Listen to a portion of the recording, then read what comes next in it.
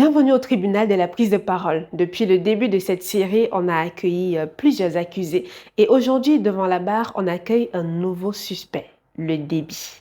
On entend très souvent tu parles trop vite ou tu parles trop lentement ou alors on n'arrive simplement pas à te saisir.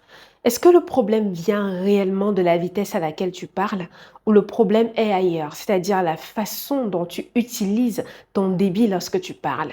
Entends par débit ici la vitesse à laquelle tu parles. Donc, il y en a qui vont avoir un débit lent, un débit très lent, un débit moyen, un débit rapide. Et donc, dans cette vidéo, on va essayer de comprendre pourquoi les gens ne t'entendent pas, ne te comprennent pas. Est-ce à cause de ton débit rapide, moyen ou très lent? Eh bien, le débit n'est certainement pas le problème parce que dans cette vidéo, je vais revenir sur plusieurs erreurs que nous commettons au quotidien et qui empêchent le public de cerner notre message. Beaucoup pensent qu'un bon orateur parle trop vite. D'autres pensent qu'il parle très lentement, mais à la réalité, le débit ou le rythme n'est pas le problème.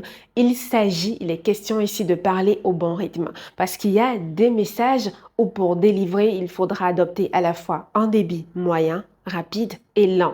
Tout est dans la façon d'utiliser et surtout dans l'intention, c'est-à-dire pourquoi à ce niveau, je choisis de parler lentement. Pourquoi à ce niveau, je choisis d'accélérer et pourquoi à tel autre niveau, je choisis d'adopter un débit moyen. Tu connais les erreurs que tu commets et qui condamnent ton débit lorsque tu prends la parole. La première chose, c'est que tu parles trop vite. Ici, je peux comprendre que ta vitesse, ça vienne du stress, parce que quand on stresse, on a tendance à accélérer, parce que le but, c'est de délivrer rapidement le message et de disparaître. Tu te reconnais forcément.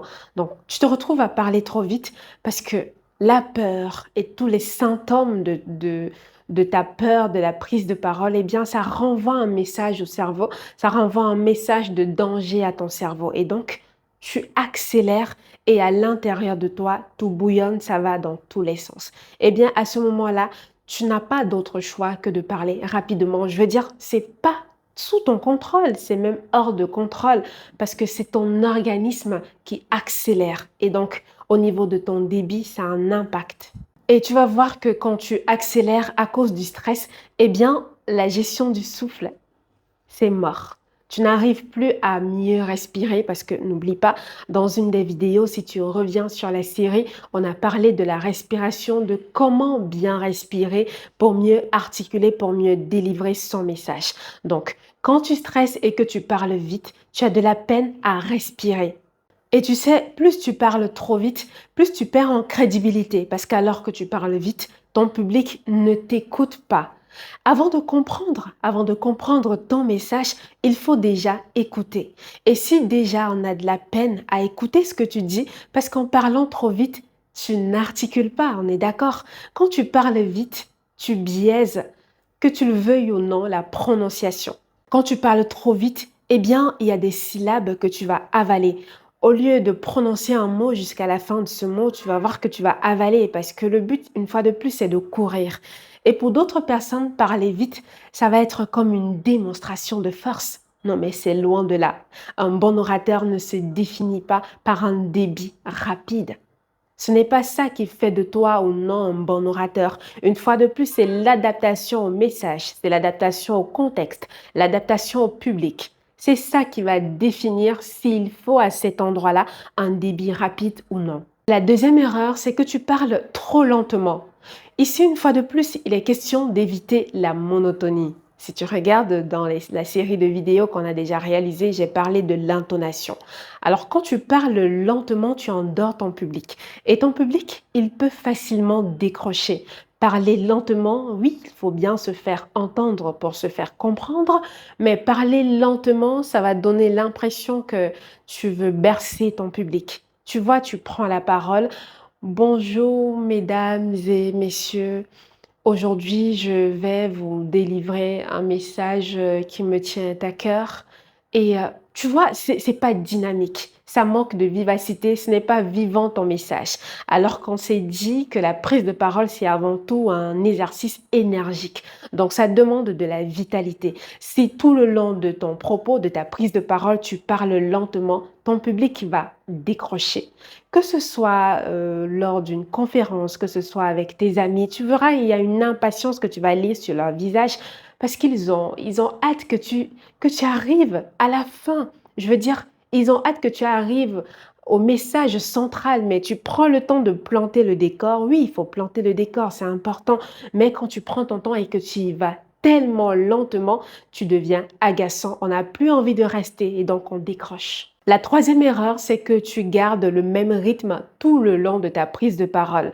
Oui, si tu prends la lenteur, tu parles trop lentement. Si tu parles rapidement, eh bien, tout le long de ton message, tu parles rapidement ou alors un débit moyen, tu gardes le même débit tout le long de ta prise de parole et qu'est-ce qui se passe? Ça devient linéaire, monotone, tu vois.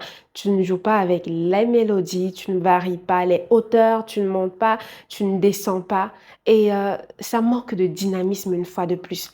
Donc, la beauté de ta prise de parole, la beauté de ton message, de ton discours, ce qui va davantage captiver ton public, eh bien, c'est le fait d'allier tous ces débits-là, moyens, rapides, lents.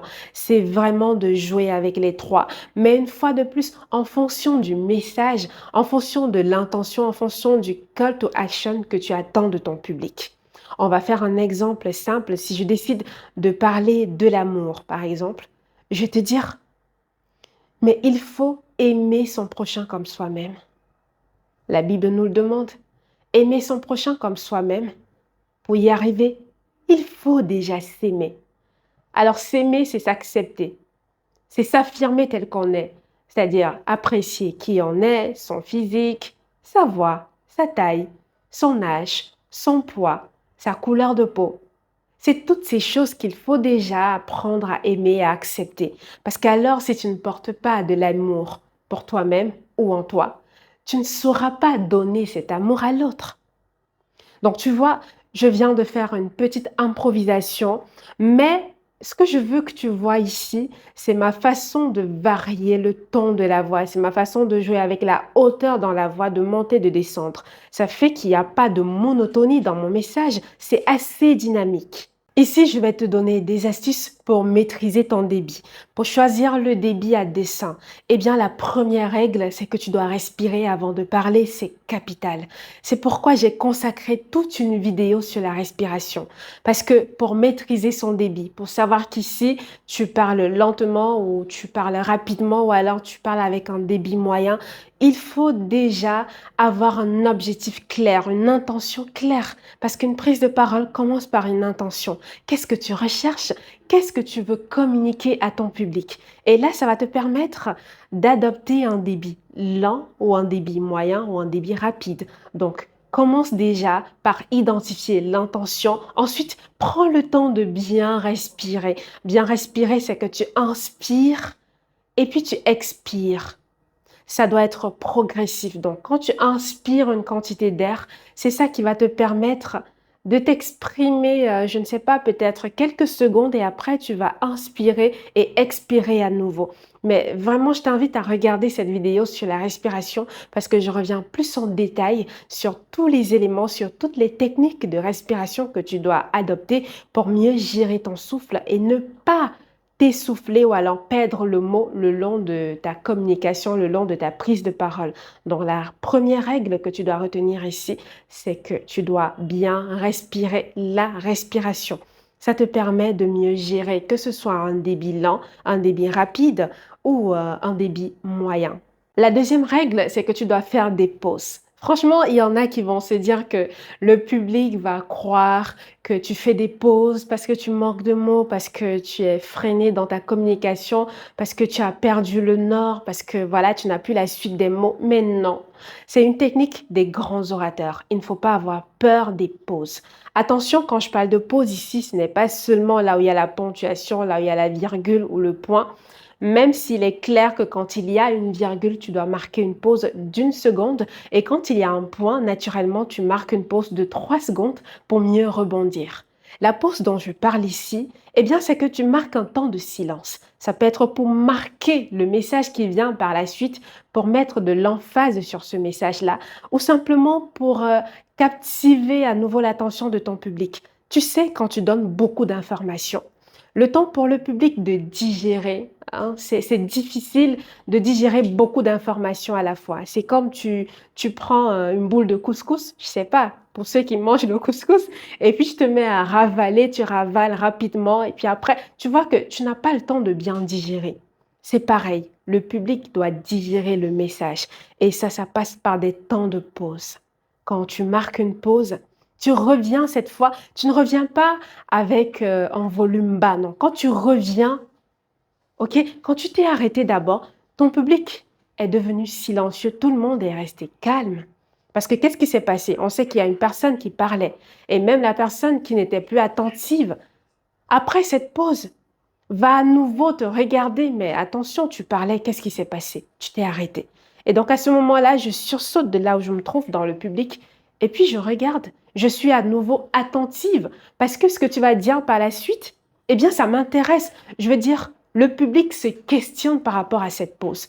Et c'est ça qui fait la magie de ce moment-là. C'est ça qui fait l'intérêt de ce moment-là parce qu'à nouveau, tu as l'attention de ton public. Donc, il ne faut pas avoir peur de faire des pauses, de faire des moments de silence pendant que tu prends la parole. Ce n'est pas une faiblesse, au contraire, c'est une force. Ça montre que tu as la maîtrise, ça montre que tu as pleinement confiance en toi et en ton message. La quatrième règle ici, c'est que tu dois regarder ton public quand tu parles. Tu sais, le public communique. C'est pourquoi la prise de parole, ce n'est pas toi qui viens parler, non. C'est toi qui viens parler avec le public. Parce que le public répond et ton public te dira si ton débit est bon ou pas. Tu sais, quand tu parles vite et que tu regardes ton public, tu verras qu'il y en a beaucoup qui froncent les sourcils, genre, qu'est-ce que tu fais? Et puis, si tu parles lentement, tu vas voir ton public endormi. Quand je dis endormi, c'est pas forcément avec les yeux fermés, c'est que tu vas observer, tu vas avoir une attitude un peu désinvolte. À ce moment-là, tu sais que il faut que tu mettes du dynamisme dans ta prise de parole. Il faut que ce soit vivant. Il faut qu'il y ait de la vitalité parce que c'est un exercice énergique. Je ne vais pas cesser de le rappeler pour que ça reste à l'esprit. Quand tu viens parler à ton public, c'est l'énergie avec laquelle tu viens qui communique avec ton public. C'est cette énergie-là que ton public doit embrasser. Et si tu arrives avec, enfin, tout est morose avec toi, eh bien, on veut dormir, on veut tout de suite décrocher, on veut sortir de la salle. Donc, donne envie à ton public de rester. Et ça passe également par le regard que tu fixes sur le public pour jauger pendant que tu parles. Si le public est avec toi, si le public est d'accord avec ton débit, si ton débit permet à ton public de cerner ton message. Est-ce que le débit parfait existe? Je pense que c'est la question que tout le monde se pose. Je suppose qu'arrivé à cette partie de la vidéo, tu te demandes, mais quel est le débit idéal? Je suis désolée de t'annoncer qu'il n'y a pas de débit idéal. Tout dépend de ton message, de l'intention derrière ton message et de l'émotion que tu veux communiquer à ton public. Je t'ai dit, tu peux adopter un débit lent en fonction de ce que tu veux laisser comme impact, un débit rapide en fonction de ce que tu veux laisser ou un débit moyen, une fois de plus, en fonction de la nature de ton message et de ce que tu veux communiquer comme émotion à ton public. Tu vas faire l'expérience. Tu verras que au quotidien, tu le fais, mais juste que tu ne t'en rends pas compte. Quand tu communiques, tu fais exactement ce que je suis en train d'expliquer, sauf que tu n'as pas conscience des techniques que tu es en train d'appliquer. Alors, je te demande aujourd'hui de ne plus rien faire de manière aléatoire, mais vraiment de t'observer, d'analyser, de t'analyser toi quand tu prends la parole. Ça te permettra de faire une auto-évaluation, parce qu'il n'y a rien de mieux que de s'auto-critiquer. Quand tu portes critique sur toi-même, tu as tendance à être dur avec toi et donc à t'améliorer. Donc, pour conclure, le débit va également être fonction de ton message, fonction de l'événement, fonction de ton public, parce que la façon dont tu parles devant un public constitué d'enfants va être différente de la façon dont tu parles lors d'une conférence ou alors si tu es à l'église et que tu es appelé à lire la Bible pour la foule. Ça va être différent. Tout est également fonction des circonstances. Il y a tellement de circonstances où tu peux être amené à prendre la parole. Tu dois savoir faire le juste milieu et garder en tête que le plus important, c'est que ton public comprenne ce que tu veux que ton public comprenne. Alors la question que tu dois te poser, c'est qu'est-ce que je veux que mon public retienne? Et cette question va te guider tout le long de ta prise de parole et va même te guider dans ton débit. Après avoir analysé les faits, eh bien, le tribunal de la prise de parole rend son verdict et le débit est déclaré non coupable. Le coupable ici, c'est encore toi. C'est parce que tu ne t'entraînes pas, c'est parce que tu ne marques pas un temps d'arrêt pour analyser ton débit. Donc, prochainement, qu'est-ce que tu vas faire? Je te donne un exercice d'application. Tu vas prendre une thématique de ton choix, tu vas le préparer, tu vas la préparer cette thématique et puis tu vas réaliser une vidéo de 3 minutes. D'abord, tu fais cette vidéo devant ton miroir et puis tu t'enregistres pour analyser ton débit et comprendre si tu l'as bien adapté en fonction de ton message et en fonction du public. Choisis une thématique avec laquelle tu es à l'aise et n'oublie pas de faire regarder la vidéo par un proche qui va t'apporter des critiques constructive parce que n'oublie pas, le but, c'est que tu t'améliores. Et moi, mon plus grand plaisir serait que tu m'écrives en commentaire et que tu me dises que tu t'améliores, que tu es fier de l'orateur que tu deviens parce que ça, c'est mon objectif premier. Allez, on se retrouve dans la prochaine vidéo. Qui sera à la barre? Je ne sais pas. On le découvrira tous ensemble. À très bientôt.